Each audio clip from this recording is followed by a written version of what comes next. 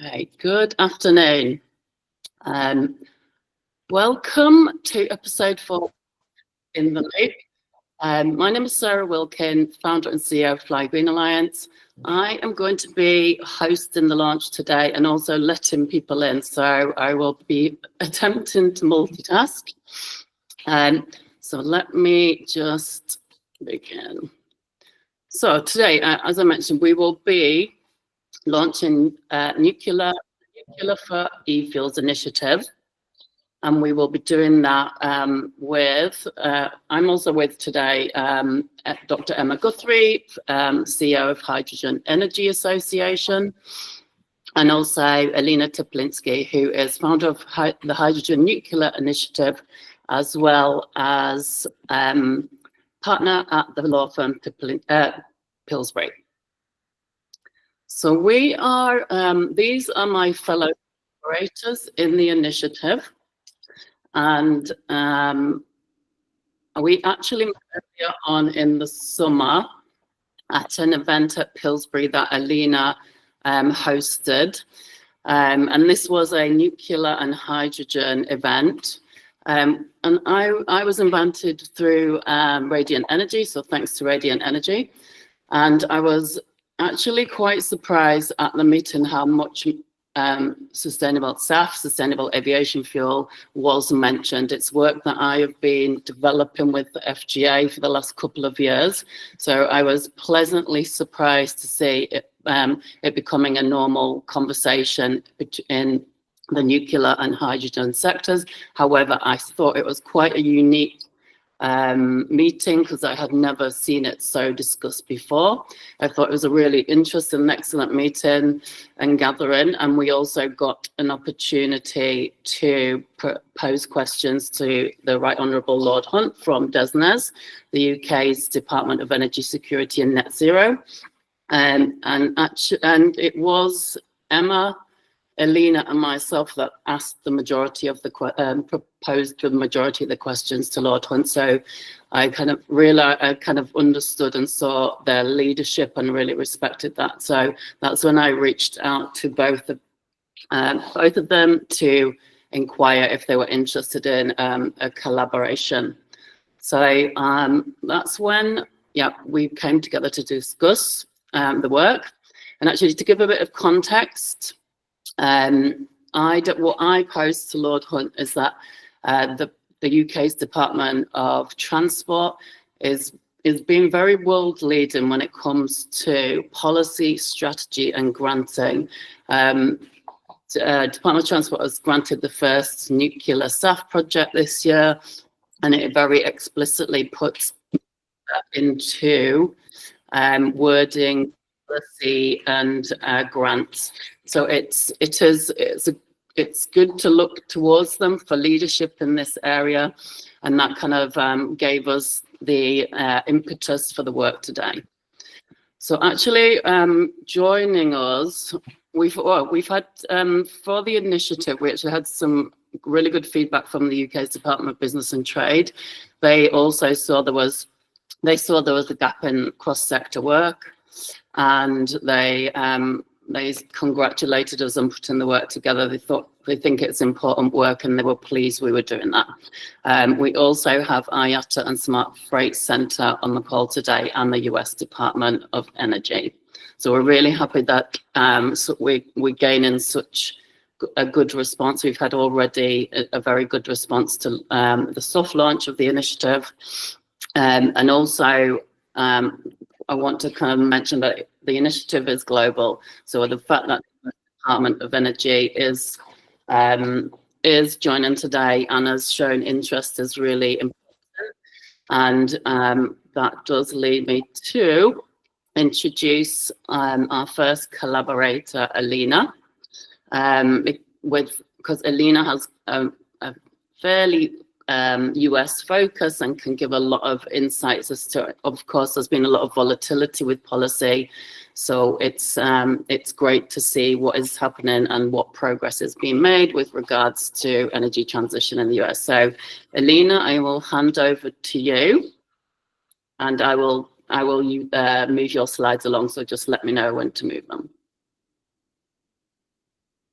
Great. Thank you so much, Sarah, for the kind introduction, and thank you for your leadership on this initiative. I'm very excited about its launch and about this first workshop, where hopefully we'll get some reactions about the interest in this. I'm actually going to turn off my camera just to improve bandwidth, but why don't we go to the next slide, please? And the next slide. So just wanted to give a little bit of background for the Nuclear Hydrogen Initiative.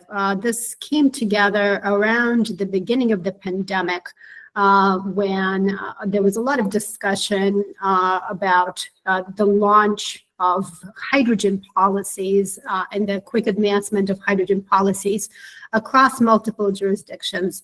And it seemed that nuclear, although there had been discussion about nuclear hydrogen production within the nuclear community, nuclear hydrogen production wasn't really being included in any significant respect within the larger hydrogen discussion.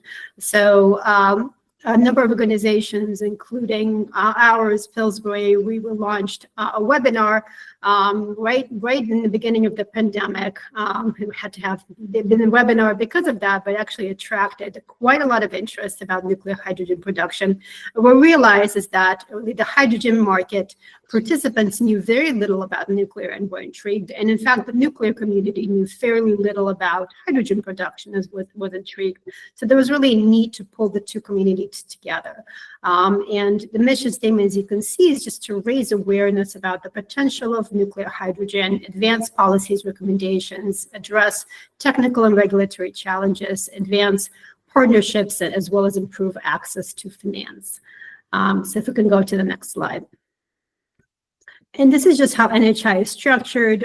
For anyone not familiar with NHI, it is not a trade association, and we've created it specifically as an initiative to not create another trade association that requires people to pay a fee to participate, because there are quite a few trade associations, and of course they're all important, but this seemed to be really better situated for people to participate on a voluntary basis until such need that we felt that some sort of a formal framework was really needed. And it's been operating along 4 working groups that essentially followed the mission statement that I set out. So focusing on policy, which has been probably one of the most challenging areas that I'll discuss in a second, technology, R&D, and licensing, markets and commercial partnerships, which is really a way to allow people to get more information about what's happening in different sectors, and also a vehicle to introduce people to each other and to jumpstart some joint ventures and partnerships. And the financing working group, which has been looking at how to potentially finance projects and how to better inform the financial community about potential nuclear hydrogen projects. So let's go to the next slide.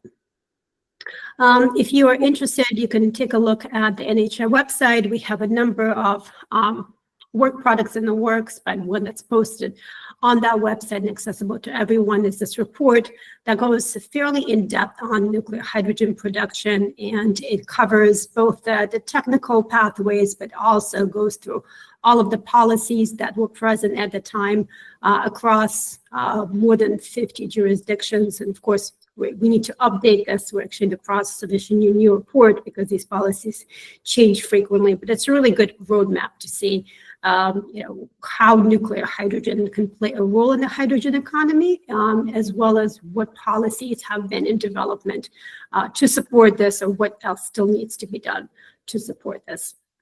Let's go to the next slide, please.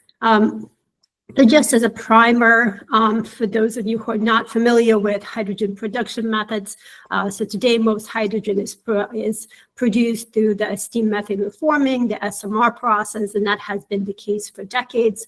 That is a very carbon-intensive process. It can be, of course, abated through carbon capture and storage. And there are a few projects in the works today that are seeking to do just that. But the biggest discussion has been around electrolytic hydrogen, which is splitting the hydrogen atom, the hydrogen molecule into water molecule, into H2 and O, thus producing hydrogen using a process called electrolysis. And that's a well-proven process that has been around for at least 35 years, but it hasn't really been demonstrated in scale. And a lot of the work has been done to, really scale up electrolyzer technology, make it more efficient, and figure out how electrolytic hydrogen can essentially be competitive to fossil fuel produced hydrogen. And there are two main pathways to produce hydrogen using electrolysis, and that's using nuclear energy and renewables. Nuclear energy has a lot of benefits in this process. It can be economically competitive because it's base load. It also has some production efficiencies that I'll talk about in a second. So let's go to the next slide. So the electricity costs about 50% of the production costs. There are other costs, I discussed, for example, the cost of the electrolyzers themselves, which potentially could go down as the market increases, and the cost of storage and transportation. But currently, what is making electrolytic hydrogen expensive are potentially the electricity costs, and that's where nuclear can play a role. If you can go to the next slide. So this shows how nuclear energy can be used to produce hydrogen. And I guess just to link this to the SAF discussion, the reason we're talking about hydrogen is because hydrogen can be a key component of SAF production. So this is where we sort of have a two-step process here, where kind of tagging in NHI.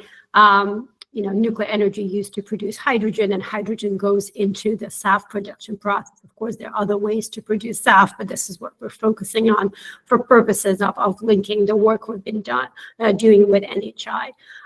So you can produce hydrogen using low temperature electrolysis, which is the same way that you would produce hydrogen using renewables. You provide electricity to the electrolyzer from any source. And here we're talking about clean electricity. That's why we're talking about nuclear renewables, and that produces zero carbon hydrogen. A really interesting pathway is high temperature electrolysis, where you have advanced reactors that are under development today. And there are a few handful in operation, but many more kind of entering the construction phase and many in planning phases. And those higher temperatures can be used to power essentially higher temperature electrolyzers, which are more efficient, which means that less electricity is required to produce the hydrogen. And then that means the cost of the hydrogen decreases. And there are several pilot projects actually underway to do just that. And the third way is a little more future facing. That's thermochemical, where potentially you don't really need an electrolyzer, but it requires very high temperature reactors. This is currently being done at lab scale. So let's go to the next slide. So specifically, I'm sure many of you here are part of the nuclear industry or somehow have tied into the nuclear industry. You've heard about SMRs, small modular reactors. SMRs can be lots of different technologies. Some are essentially scaled down reactors of the type that we have today, large light water reactors. And some are advanced reactors that operate, for example, at higher temperatures. And those are the ones that I mentioned can be paired with high temperature electrolyzers, specifically solid oxide electrolysis technologies. But SMRs specifically have a lot of applications for hydrogen production.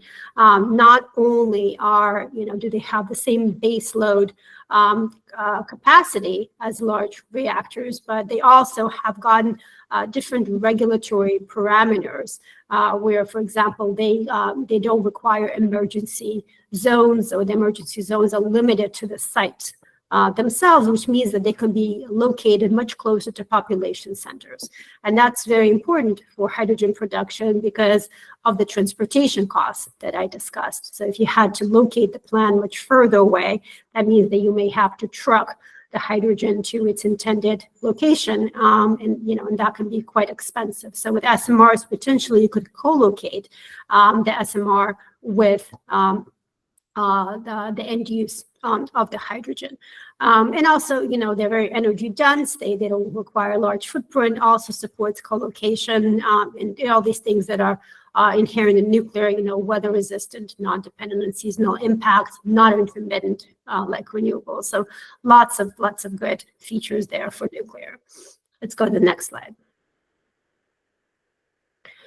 So the policy landscape, as I mentioned, it's really hard to keep up this report that we've written because the policy landscape keeps changing. But as of today, we have more than 50 countries that have issued some form of a hydrogen policy, a roadmap, a strategy. Some of these jurisdictions specifically include nuclear hydrogen production. Some are technology neutral, where they really focus on carbon intensity rather than a specific technology. And some are only renewable focused or natural gas focused. So the policies really vary. And you have some jurisdictions that don't really have a kind of a federal level or state level policy. They're really relying on private entities to go forward with their projects.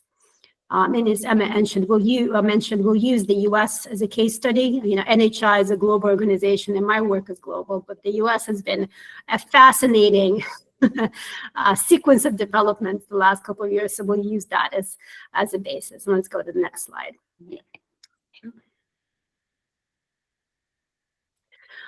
So this is the policy landscape today. One of the things that really marked the policy landscape in the U.S. has been the Inflation Reduction Act that was passed in 2022.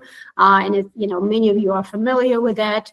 Doesn't have so much to do with inflation reduction as it has to do with supporting clean energy infrastructure in the United States. And specifically, the IRA offered a number of different tax credits, which allow you to reduce your tax liability. But they're also very interesting is that many of them are transferable, and some of them have direct pay, meaning that even if your tax liability is low, potentially you can sell these credits to entities that have a higher tax liability or also looking to buy the energy attributes, the clean energy attributes, in order to sort of green their portfolios for various reasons, right? For financial reasons, for investor reasons, and other goals. And this is something that has allowed in the renewable sector for things like virtual power purchase agreements, where it's not really about purchasing the power, but it's purchasing the electricity attributes. So what's interesting today is, we had this piece of legislation. It was passed during Biden. We had a lot of projects that started development relying on these tax credits. And then you had a fairly major overhaul under the Trump administration and the new Congress. And this year, there was a lot of uncertainty for the first couple of months because there were different forces within Congress, some pulling for these credits to be repealed, some pulling for them to be maintained or even enhanced. So we ended up with a bit of a mixed bag. But when we think about today, we think about SAF production using nuclear energy, via the hydrogen pathway. This is where we are. One, we have the electricity production tax credits. These are essentially credits that were originally, before the IRA, really only available to renewables. And because of this transferability aspect, as I mentioned, they sort of formed the backbone of how a lot of renewable projects were financed. This previously was not available for nuclear until the IRA was passed. So the IRA opened up these credits to nuclear because it made the tax credits technology neutral. So any clean energy source could qualify, including specifically nuclear. And then we had a lot of sort of concerns and headaches about, could these credits potentially be somehow undone, under the Trump administration and new Congress? And thankfully, they were not. They were maintained as they are, and they were rolled back for renewables, but were not rolled back for nuclear. So today we have these two different credits: a production tax credit, which is available for 10 years, and an investment tax credit, which is available once the project is in operation, sort of a one-time credit, but there is potentially a way to sort of amortize it.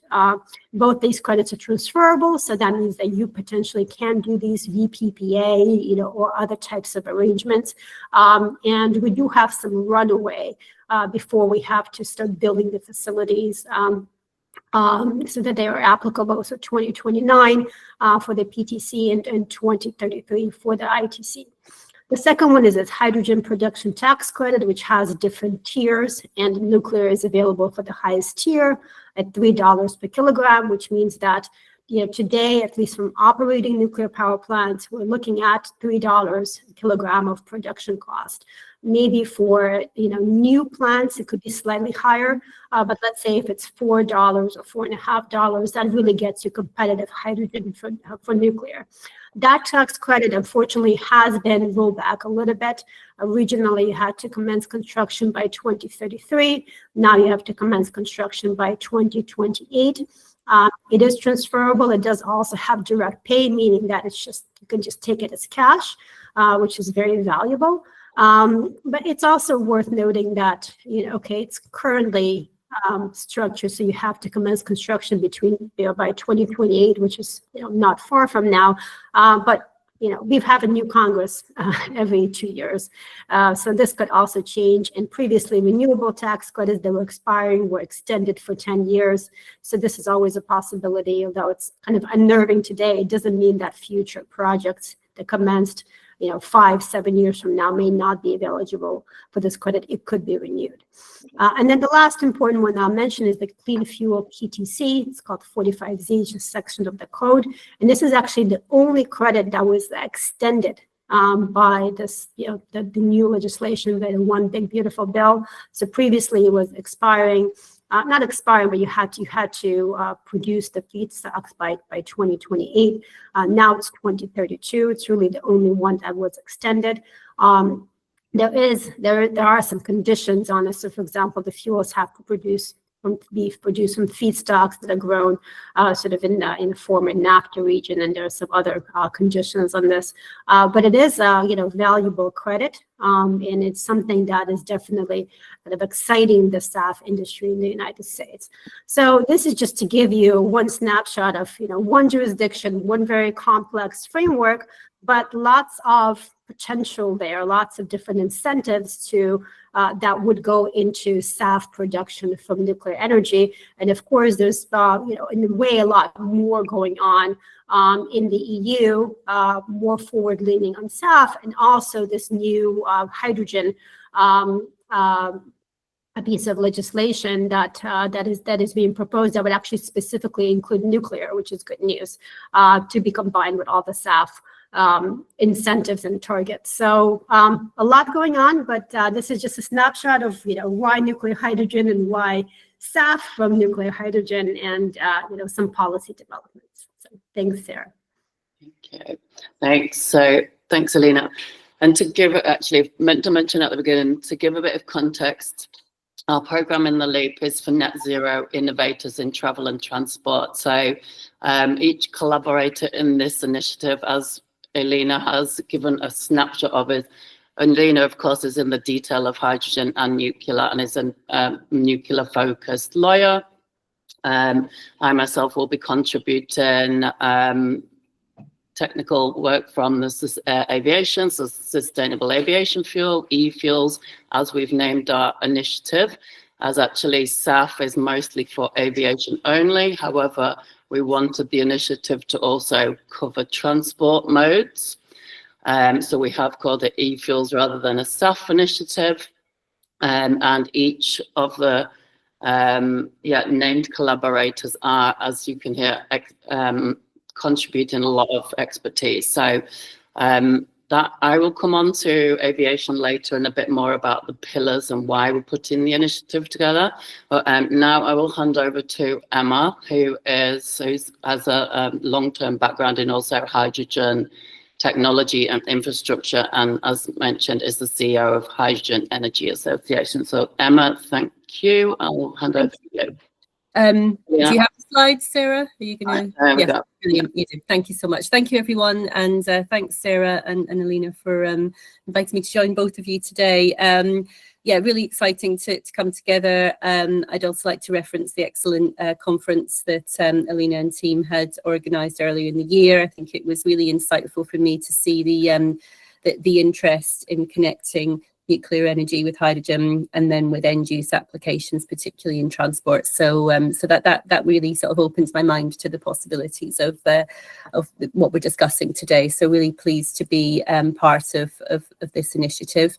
I'll talk, it's quite a short presentation. I'm going to talk quite high level, hopefully complement many of the topics within Alina's excellent presentation. I'll talk briefly about the HEA and who we are, and then I'll focus a bit on some UK-based policy information that hopefully will complement some of that Alina's already presented. Just to start with giving you a background to the HEA, so we are a trade association. We have been in an organisation that's been operating for 20 years, and we represent the hydrogen sector, particularly across, I would say, the hydrogen supply chain in terms of manufacturers, service providers, and those within academia. So we have quite a number of universities as well as organisations sitting within our membership. As you see from this, it's a little bit of an eye test, but it gives you sort of a flavour of how we sit across the supply chain in terms of the members that we represent. We have members that are involved in many of the different production pathways that Alina's referenced, and as an organisation, we try to be agnostic within the promotion of hydrogen. I think bearing in mind that one of the advantages as well as one of the complexities of hydrogen is that it is, as you're probably aware, an energy vector, an energy carrier. So you do have to produce it in some way, but the fact that you can produce it in many ways mean that you can look at the right situation and see what production pathway makes sense. And I'll talk a bit within these slides about where we see a value for nuclear. But indeed, we have members involved in electrolysis, in natural gas reforming with an interest in carbon capture.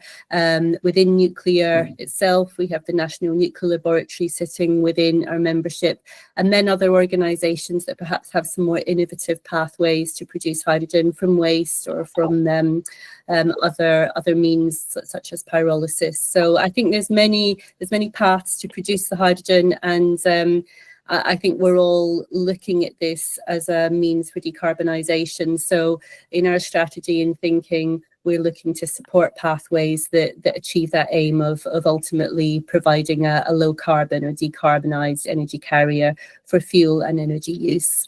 Our other members include those along the supply chain. So as Alina said, when you make the hydrogen, you do have to transport it within some means, typically, unless your production and end use are co-located. So we have other members involved in the compression, in the transportation, and in the components involved in making the hydrogen as a liquid or as a gas move from A to B. So that's many of the organisations you see across the middle of this particular slide. And then towards the end use, again, hydrogen can play a role in a variety of end-use applications, and transport is a really key topic for us. We look across all transport modes. We do not assume or suggest that hydrogen should be the alternative fuel of choice in all energy systems, but we do see that there's certain areas within transportation where it can really add some value, and that can be purely as a hydrogen gas or liquid, or as an enabler or feedstock to produce hydrogen derivatives. As Alina said, you can use it as a feedstock for producing eFuels, producing SAF, also ammonia, which is another topic that some of our members are interested in. And if you look at the top right of this slide, this covers some of our members that do have an interest in end-use applications. Cranfield University, for example, I think have a strong interest in the aviation sector, doing some really interesting work around quite high TRL research in that space. We have others involved in the dispensing and refueling of vehicles using hydrogen, others involved in rail and road transportation, as well as in the marine sector. So here, I think we can dwell upon the specific focus of hydrogen as a vector to be produced from nuclear, to use as a means to produce fuels such as SAF and eFuels. But generally speaking, we have an interest and members who are capable of supporting a variety of pathways using hydrogen across the sector.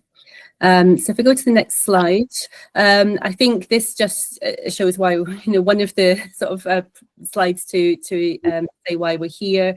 It's here to promote the interests of our members, but also the HEA is an advocate for hydrogen in general. we look to be a trusted voice into government. So we have close collaboration with DFT, with DESNZ, and with Department of Business and Trade. And in those, we look just to provide a trusted voice to help them in their policy making and help to understand, again, not suggesting that hydrogen is a single bullet, but to suggest that there's certain areas that you can carve out where hydrogen can truly add value into a future energy mix. Now, if I go to the next point, I wanted to highlight some of our working groups. So within our membership, all members are able to join different working groups, and those groups provide a focus to some of the proactive policy work that we would do. And clearly the nuclear enabled hydrogen group is one that has resonance with what we're talking about today. So we have members such as the National Nuclear Laboratory, who are the chair of that group, and then other organisations that have an interest in nuclear enabled hydrogen. And one of the key aims of that group that really brought me into this discussion today, and there's a common theme in us wanting to make sure that nuclear enabled hydrogen has an equal share of voice when government are considering low carbon pathways to produce hydrogen, and looking at how to best extend the possibilities around nuclear energy. I think what's clear and very heartening when I look through a UK lens is there is a key role for nuclear energy in general in our decarbonised future. So sitting as a more of, I guess, a base load energy source alongside some of the more intermittent renewable energies, and they're all going to contribute, I think, towards a future where we're less reliant on fossil fuels, but making sure that the role of hydrogen as a vector that can be produced from that energy source is important, and just making sure that's top of mind and well communicated into policymakers is one thing that we advocate for through that group. We also have a hydrogen derivatives, sorry, just to finish on that slide, hydrogen derivatives working group. And as mentioned, we see hydrogen as having the potential to be extended into beyond its use as a pure molecule. So hydrogen as a feedstock for the production, or let's say that producing from ammonia, so it can work in both ways, and then an important role in the production of SAF and eFuels, particularly if you're looking at hydrogen from renewable and nuclear-based sources. Next slide. This one, I just tried to think about the sort of why we are here today in terms of the HEA, why I'm here representing this organisation in this forum, and it's really because we see synergies between the aims of this collective, between the topics that were really well discussed at the conference that both Sarah and Alina mentioned, and the aims of our organisation. And if nothing else, at this moment in time of the growth of the hydrogen sector, I think we all benefit from collaboration. No single organisation can achieve or move things forward in isolation. So as an association, we do advocate for the work of our members, but we also, as I say, really want to be a supportive voice in the sector in general. And I've referenced here, which I really spoke about in some of the previous slide, some of the specific work that we do within the HEA that I would say very much complements the aims of this topic today. So I mentioned our nuclear enabled hydrogen working group. I also like to spike out, just because it's related to the transport sector, a need that we see for hydrogen to be within government thinking on transport. I think not just for aviation, but also within the wider sort of realm of land transport, so road and rail. And again, we see that there's a strong push towards decarbonisation using battery technology, which I think obviously has a key role, but it doesn't necessarily fit or meet the needs of all of the players within those land transport zones, and in that I would reference road and rail. And we again are looking at representing the voice of the operators of those vehicles as well as the technology providers, and making sure that that sector has consideration of hydrogen as one of the options for decarbonisation. Within the HEA, we do actively look for cross-sector initiatives. So we engage with other trade associations where it makes sense. And as I say, with other collectives such as the one here today. So next slide. Sorry about the yellow, it's not come across very well on my screen, but I just wanted to focus a bit on the UK policy landscape and just to really highlight in one slide how I see the UK considering hydrogen within its policy making and general thinking. I've been in this role since January, and what I've seen in the last 6 months is that we currently have an administration in the UK that sees hydrogen as a very favourable means and contributor for decarbonisation. Our government currently in the UK is led on a mission basis, and low carbon hydrogen is very much seen as contributing to two of those key missions. One is in kickstarting economic growth, and the other is developing into a clean energy superpower. So a lot of that drive is moving away from fossil-based technologies and fuels, both for transport and industrial power. But there's a strong move towards electrification and renewable energy as an alternative vector.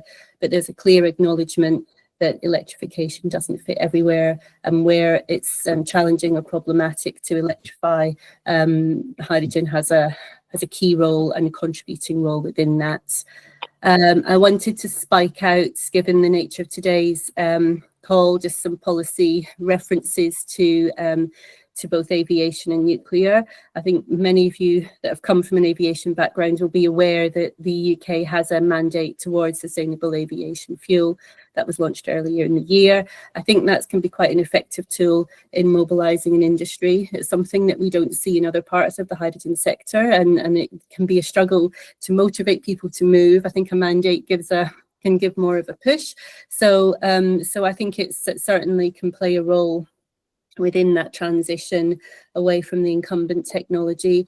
And as I say, what we see within the hydrogen sector is hydrogen's role as a feedstock or enabler to produce that sustainable aviation fuel.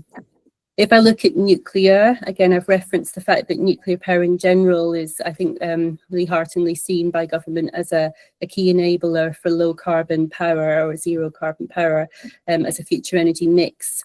What we've seen, and I reference when I say the July 2025 update, that's the government's most recent hydrogen update to market, and nuclear is not referenced particularly within that, I would say. So it's recent attention for government is being a lot on industrial decarbonisation and looking at hydrogen as a vector to do that, but they haven't focused particularly on nuclear-enabled hydrogen thus far.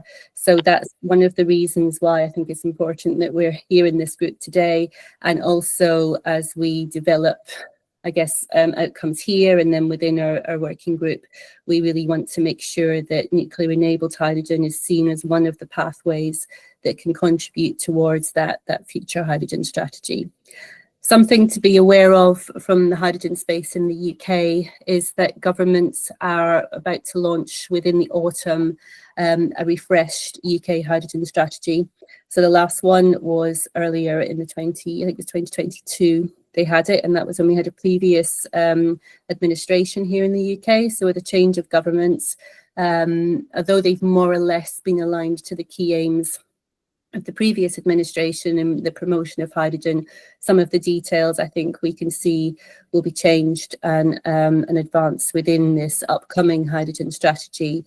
I'm unclear as to whether nuclear will be specifically referenced in that. Is something that we are advocating for, as well as a more important, let's say, key role in the shorter term as well as the longer term for hydrogen within transport. Next slide. And I'd just like to finish with this slide, which is where I tried to summarize. Sorry, I seem to have lost the heading in this one, but this was one of the slides that I presented at the conference early in the year on nuclear-enabled hydrogen, and it kind of hopefully echoes some of the comments that have already been made. But just to say that as we move in the UK from a fossil-based system for producing our heat, power and transport fuel, we are relying more and more on intermittent renewables. So I think the role of nuclear generally as an energy source, but also as a vector for producing hydrogen, particularly for applications that need to be consistently producing hydrogen with no off switch, so to speak. So if there's applications that would struggle with an intermittent source or delivered source of hydrogen, this is one of the areas where we see there's a key and positive role. I have referenced the fact that government's policy shift is definitely becoming more favourable towards nuclear power in general. And I think for us, one of the key things is just to try and advocate and promote the adjacent opportunity for nuclear-enabled hydrogen. So I think that's one of the main things to say in that slide. And thank you so much for your attention. And thanks again, Sarah and Alina, for allowing me to work with you today. Yeah, thanks, Emma, for your presentation. And as Emma mentioned, the topic of the grid is also, I co-presented with the UK's National Nuclear Laboratory this year, and I'm just going to put in the chat, we also did an in the loop session on the grid, EU grid, and essentially the fact that the grid is becoming full. For example, in the UK, there is not going to be access to the grid for new projects to 2033. So there's a lot of, of course, what we do know is that we all need electricity and decarbonised electricity. And actually, I think it was even a scientist in 1904 wrote about our system should be hydrogen and decarbonised electricity only. So, of course, our initiative is working on moving away from fossil. So, the In the Loop series, I should also mention, it is for net zero innovators. And what we do is bring different topics to unearth issues and try to give information, as Emma and Lena have done, to provide good market intel to move projects forward. So I will talk a little bit more about our work at Fly Green Alliance, but I'm going to just talk a little bit today because I think many people on the call are aware of what SAF is, that we essentially travel is across all sectors. So I definitely see that anything we discuss today, whatever sector you're working on, if you have a net zero goal, then this work is relevant to your organisation. Fly Green Alliance is focused on travel and transport, but as many know, we are focused on SAF and decarbonisation of aviation. I first started personally looking into nuclear in 23 and put nuclear into our 2023 trends. And I started to realise that the amount of energy we required was just so abundant that it must be considered. This actually then led on to me presenting alongside, it was Google and Dow, who were talking about data centers and also decarbonising refineries. And then, I presented the case of aviation decarbonisation for 2050 and the case of eFuels. So that was the start of kind of bringing aviation into the nuclear sector for Fly Green Alliance. That then also led to me speaking at the International Atomic Energy Agency last year. That was a panel which was talking about the application use of small modular reactors, which are a smaller version of the large power plants. And there was marine district heating and other sectors discussing their application. So this kind of work is the start of the advocacy work for FGA, and then I continued to follow that work on by supporting World Nuclear Association with the tripling of nuclear by 2050 initiative. And as I wanted the work to be beyond Europe and to be also global, I did attend the conference in Houston in March this year. And the photograph here is the founding signatories of the tripling of nuclear by 2050 declaration, which includes Google, Amazon, Dow, and many more. So that's what FGA began to do from an advocacy point of view. Also, we created a report, just a short report to give timelines, topics, bring up topics such as waste, social acceptance, and then distribute that to our aviation group to begin to work, to begin to propose how co-location, co-investment is an opportunity when paired with nuclear investments, because a lot of the banks are now, more banks are opening up to investing in nuclear. So there is many, and that is why the initiative is beginning, because there are many collaborations, cross-sector opportunities that we can all share with each other, as Emma and Alina mentioned, and which has led to the Nuclear Hydrogen Initiative conference earlier in the year was a very good engagement meeting as well. So it has led to this initiative, as I mentioned. Now, I won't, as I said, I won't go too much into the SAF figures, but essentially we are a growing population, globally we're a growing population. The estimates for aviation is that we are going to grow, we're going to need a third more fuel by 2050. It's kind of, when you do even the maths in a simple way, you realize we need more energy. So that is, so any work towards decarbonisation, increasing energy and decarbonised hydrogen is essential for our net zero target. So again, important to bring as much collaboration as possible. I did mention earlier the UK's net zero map, which explicitly mentions nuclear, which at this point the EU policy can't do, but it does reference it kind of by proxy. It is low carbon fuels rather than spelling out nuclear, but all policy in the EU is also leading towards the use of nuclear. And that is one of the roadmaps. So yeah, this is the process, and what we will do with the initiative is then we launch actually with 6 signatories, and what we will do is map those signatories across this process, because actually many groups have multiple techs and expertise areas, so they can actually cover various. Hafnia Energy can contribute CO2, but are also a SAF producer and hydrogen producer. So it's good to map everyone across the process so that everyone knows where the expertise lie. And then, as we mentioned, it is about radical intervention and collaboration. So I just want to go on to the pillars so far, and actually our initiative is going to be growing and ongoing piece as we develop further.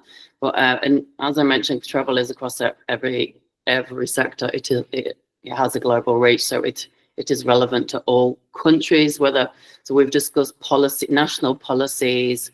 We, of course, are in a very inequitable world, but essentially all countries and groups can work on decarbonisation of travel as a common denominator. Communication and perception change is definitely essential within nuclear, and networking and business development is also essential to speed up the work. Now, there are certain steps that have already been put into place already, and as mentioned, the agenda timeline and the creation of the agenda with the signatories will develop over time. We will share more information. We will have an in-person meeting, most likely in 26 now. We will understand the blockers and the accelerators and work on them. We will also speak to banks and transport groups. There is also a documentary by Oliver Stone, Nuclear Now, so the plan will to be host this documentary because it's very insightful for some of the previous blockers. And then we've got some support from one of the leading brand agencies that is also B Corp that have said they will contribute some time to work on the creative and brand identity of our initiative. And then what I will do is go and present the initiative at various, so Argus Media, the Global Synthetic Fuels Assembly, and the World eFuels Summit in Amsterdam and London. We've also been offered interviews and we'll go out to press. So there's a lot of support. As mentioned, we've had some national governing bodies join today and influential groups that can make the decisions to embed this work into company level, policy, national level, and then globally. So we're really happy with the positive response so far. The call to action from the meeting today is to come and speak to us, sign up, join. It is the start of the discussion, information sharing and collaboration, and then in time, perception change and acceleration of decarbonisation for travel and transport. So with some time left, if anybody has any questions, I know Doreen, thank you, Doreen, you made a comment, but if anybody has any questions about the work so far, or if you want to follow up, then please be in contact with any of us. We will share the recording and invite others to join. This work is happening through our Fly Green Alliance's membership program in the Loop. We have 15 members since January 2025. So we will be facilitating the initiative through in the Loop. So if you have any questions, please let me know. Otherwise, we will close ahead of the end of the hour. Okay, it looks like, okay, well, thank you, Brian, thanks. Good, thanks for the support today, and thank you very much to the speakers, Emma and Alina, and for the great inputs today. We will follow up soon, and thank you for attending. Thanks, everyone. Thank you so much, everyone. Take care. Bye-bye. Bye.